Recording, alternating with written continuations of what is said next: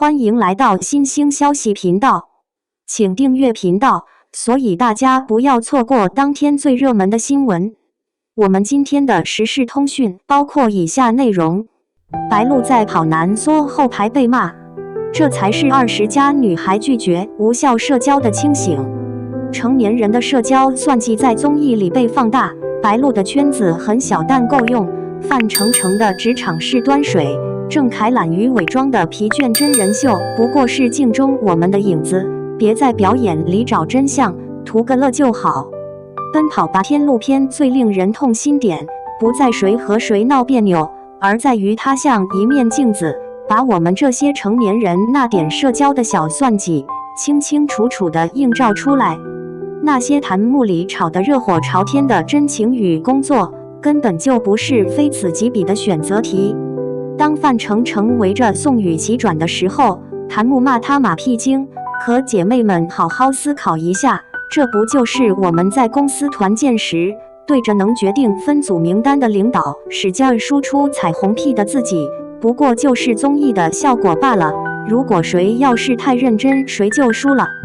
講到白鹿，彈幕全都在抱怨他玩着手機就把錢賺了，說他狀態懶散還不合群。可是我越看越覺得，他這樣子才是我們20多歲女孩最想要活成的樣子。大巴車上，所有人都圍着宋雨琦轉，只有他縮在最後一排發愣，就像我被拉進不熟的朋友聚會時，假裝回微信其實刷微博的情況一樣。他不是不會社交，而是看清了無效社交的實質，與其硬擠進不屬於自己的熱鬧，還不如保存體力等真正合得來的人過來。之後選人答題環節，他果然只在曾舜晞和范丞丞的名字裡做挑選。那我的圈子很小，但恰好夠用的清醒，真讓人想要為他喝彩。范丞丞這孩子就更加有意思，他為了不吃方便麵，給宋雨琦跳舞的那一段，彈幕說他用力過度，我反倒覺得這孩子把職場生存法則都領會透。他太知道鏡頭喜歡什麼樣的熱鬧，也太清楚怎樣用最短的時間讓觀眾記住自己的勤奮。等到選 MV 女主角那環節，他端水大師的特質徹底顯露出來，把關係好的全都排除掉，最後選了個八竿子打不着的王楚然。這種得罪所有人就是誰也沒得罪的避嫌舉動，是不是就像是我們在朋友圈給共同好友點讚時，寧可錯過也不小心點到的那種慎重？鄭愷的表現更值得去琢磨，他連白鹿合作過的程磊是誰都不了解，彈幕還罵他白鹿了這麼多季，稱他跟沒通網似的。可姐妹們換個角度來想想，這難道不算是一種邊界感嗎？同事就是同事，非要把每個人的私生活都深挖到底，那能算是真朋友嗎？他猜宋雨琦排序的時候，十分肯定地給出錯誤答案，反倒讓我覺得挺真實的。成年人不都是一邊假裝很懂，一邊用肯定絕對這類詞來掩飾自己的心虛？他唯一答對的里程跟跳問題，還是憑借着初代跑男的老底，這能說明什麼？也就是說，有些默契是時間打磨出來的，並不是靠營業能夠演出來的。這期最為愜意的部分反倒成了沙溢和徐志勝的交流。沙溢選了個280塊的盤子，徐志勝一句是我主動要送你東西，既給了情面又劃了界限，這和我們閨蜜間我能夠請你喝奶茶，但你不要惦記我口紅的那種默契，不就相當沙溢想買更貴的孔雀擺件時，徐志勝用鐵公雞的說法化解為難，最後說了句那你自己買吧。這種一來一往的交鋒，才是成年人友情該有的打開途徑。不故意去討好人，也不裝得高冷，該捧場的10分就捧場，該回絕的10分就回絕，穩穩地掌握着分寸感。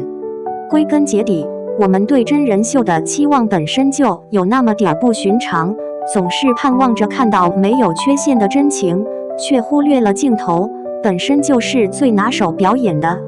節目組把鄭愷的謀略和李晨的搶風頭剪進去，不就是想要我們這些觀眾在彈幕裡吵個不？有爭議才有話題，有話題才有熱搜，黑紅也是紅。他們玩這套流量邏輯比誰都熟練。就好像我懷疑閨蜜朋友圈發的吵架截圖，不就是盼着有人評論這樣的男人不分開留着過年？真人秀不就像是一場大型社會試驗，把明星放在預設的情境裡，讓我們看他們最真實的反應，然後品頭論足。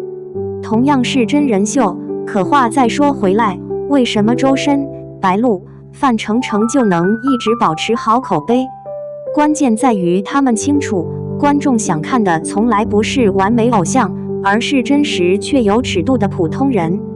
你會玩手機發呆，會跳舞去迎合，會端水來躲避風險，這些小心思恰好是我們每個人都能產生共鳴點。就像我能跟閨蜜搶最後一塊蛋糕，但絕對不會在她失戀的時候顯擺戀情。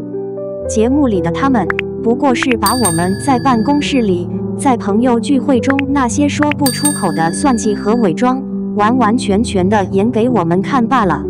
這麼一想，鄭愷的那種疏遠或許並非冷淡，而是人到中年的那股疲倦。都錄了10幾季節目了，還要像新人般去了解每個飛行嘉賓的背景，去弄明白每個小遊戲裡誰愛耍什麼心眼兒，累不累？他在購物遊戲裡斤斤計較，經范丞丞那豪爽結賬一對比，便顯得小氣了。可這難道不就好像我們月底發工資前，連買杯奶茶都得算滿減的自己？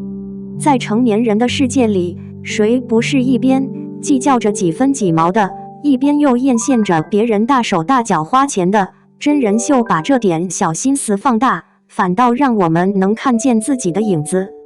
反過來想想，我們對白鹿和范丞丞的真心濾鏡，會不會其實也是 CP 炒作的一部分？畢竟在娛樂圈中，有默契就會有 CP 粉，有 CP 粉就會有熱度。他能精確預測他的選擇，他也清楚他的脾氣，這種太熟悉了的設定，怎麼嗑都有着不同的趣味。可要是原本這就是他們團隊商量好的人設，一個在節目裡玩着手機營造出那種悠閒的感覺，一個使勁社交展現出少年的朝氣，兩人在時不時互動一下，話題度就直接拉滿。這麼一思索，最真的反倒可能是那個格格不入的鄭愷，不懂就是不懂，裝都懶得去裝。歸根結底，奔跑吧播到現在，觀眾早就不再是為了看遊戲勝負，我們看的是人際關係裡那些難以言喻的潛規則，是成年人在集體中怎樣保全自身，是真情和作秀之間那條模糊的界限。最後一期要結束了，彈幕裡還在爭論誰真誰假，可真相或許是他們都在表演，我們也都在裝作自己沒表演。不要在真人秀裡找真朋友，就像不要在相親角找靈魂伴侶一樣，圖個高興就行，太認真你就輸了。